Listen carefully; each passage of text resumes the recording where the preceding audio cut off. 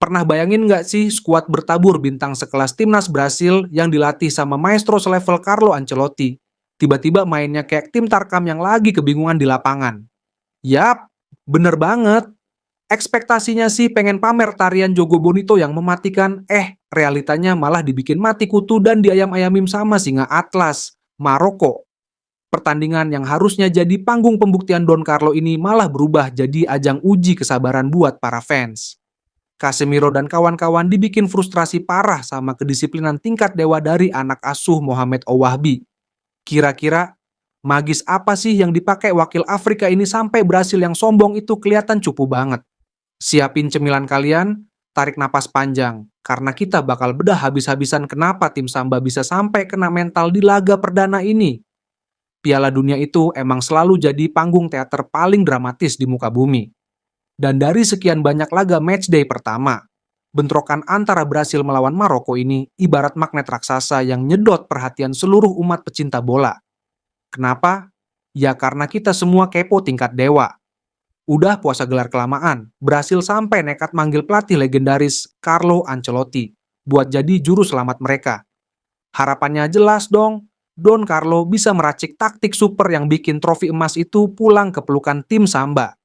Ditambah lagi ada keputusan berani manggil si anak hilang Neymar yang bikin hype laga ini makin ugal-ugalan. Tapi sayangnya, di dunia sepak bola, ekspektasi seringkali dikhianati oleh kejamnya realita. Lawan pertama mereka bukan tim kaleng-kaleng, bos.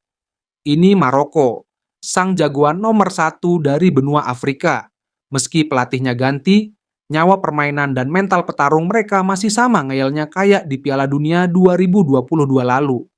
Waktu kualifikasi aja mereka nggak kenal tuh yang namanya kalah disapu bersih semua pakai kemenangan. Kalau kita ngomongin di atas kertas, Brasil mah udah pasti diunggulkan. 5 kali juara dunia bro. Skuad yang dibawa Don Carlo juga isinya pemain-pemain elit Eropa semua. Di garis belakang ada tembok kokoh macam Marquinhos dan Gabriel Magalhaes. Di tengah ada Casemiro. Dan di lini serang ada nama-nama ngeri kayak Vinicius Junior sampai Rafinha. Mewah? Banget. Tapi apakah kemewahan itu cukup buat bikin Maroko keder? Jawabannya, big no. Coba deh kalian intip komposisi lineup yang diturunkan Maroko. Nggak ada tuh kesan gemerlap bintang 5. Tapi anehnya, justru kumpulan pemain inilah yang bikin Brasil mainnya kayak orang kebingungan nyari alamat. Gelandang sekelas Casemiro aja tiba-tiba luntang-lantung ngelewatin passing-passing cepet Maroko. Pressing gila-gilaan dari Achraf Hakimi dan kolega sukses bikin para pemain Brasil pengen buru-buru mandi dan pulang aja. Baru 20 menit laga jalan, petaka buat Brasil beneran datang. Kalian harus lihat gimana gampangnya gawang Brasil dijebol di momen ini. Berawal dari kelengahan di lini tengah, Brahim Diaz dengan santainya nyuri ruang. Terus ngasih umpan terobosan yang manjanya ngalahin pacar kalian ke Ismail Saibari.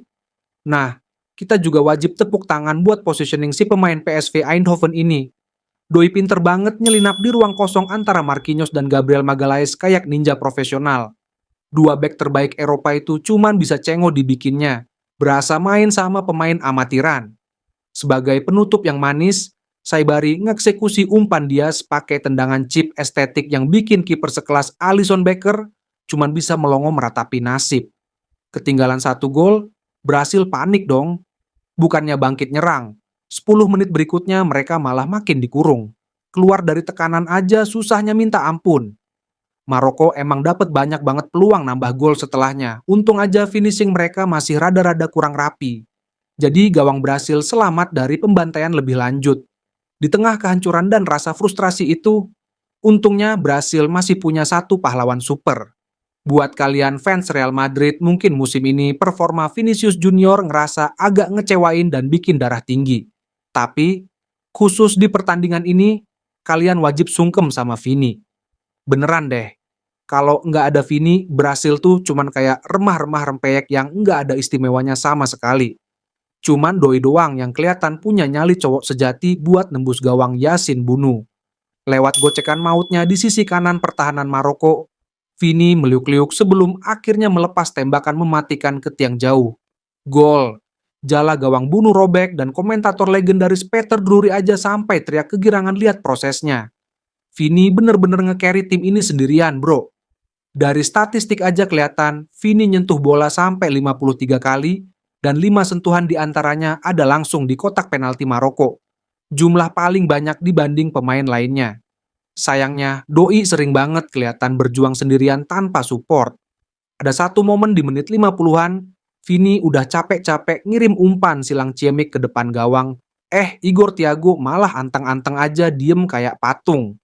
Sekalinya dapat peluang bagus di menit 77, eksekusi Rafinha malah letoy banget dan gampang ditangkap bunuh. Di akhir laga, Vini akhirnya dikasih gelar Man of the Match langsung dari tangan Ronaldo Nazario. Ya iyalah, siapa lagi coba yang pantas? Kalau di kubu Brasil Vini jadi tukang gendong yang encok, di kubu Maroko ada satu bocil yang penampilannya bikin geleng-geleng kepala berjamaah. Namanya Ayub Buwadi. Bukan Hakimi, bukan juga Brahim Diaz yang jadi bintang utamanya, tapi bocah ini. Ingat ya namanya, karena mainnya gila banget. Usianya itu masih belia, baru 18 tahun, cuy. Tapi di atas lapangan, dia berani ngajak duel gelandang-gelandang senior kayak Casemiro, Bruno Guimaraes, sampai Lucas Paqueta. Dan tebak, gelandang-gelandang elit Brasil itu dibikin kelihatan amatiran sama si Buwadi. Lihat aja heatmapnya, nih anak kayak pakai paru-paru cadangan. Ada di mana-mana. Kadangnya ngebantu bek kanan, kadang stay jagain lini tengah, bahkan sering banget ikut ngepres sampai jauh ke area pertahanan Brasil. Akurasi umpannya nyentuh angka 91% selama 90 menit penuh. Dan yang bikin salut umpannya tuh mayoritas progresif ke depan buat ngebangun serangan. Bukan sekadar umpan back pass cari aman. Bener-bener monster lapangan tengah yang jadi tembok pertama bikin serangan Brasil sering mandek. Pada akhirnya, peluit panjang berbunyi, dan Brasil cuma bisa gigit jari mengamankan 1 poin. Tapi, apakah ini sebuah pencapaian? Jelas bukan. Ini justru jadi alarm merah segede gaban buat Carlo Ancelotti. Permainan Brasil tuh bener-bener ada di titik yang mengkhawatirkan. Mereka terlalu ngandelin skill individu aja, dan sistem kolektifnya berantakan. Waktu ditekan abis-abisan sama Maroko, strateginya cuman bertahan, dan berharap ada keajaiban. Kelihatan banget para pemain Brasil kayak ogah-ogahan buat naruh pressing ke lawan. Untung aja Vinicius lagi on fire, coba kalau nggak. Berantakan udah.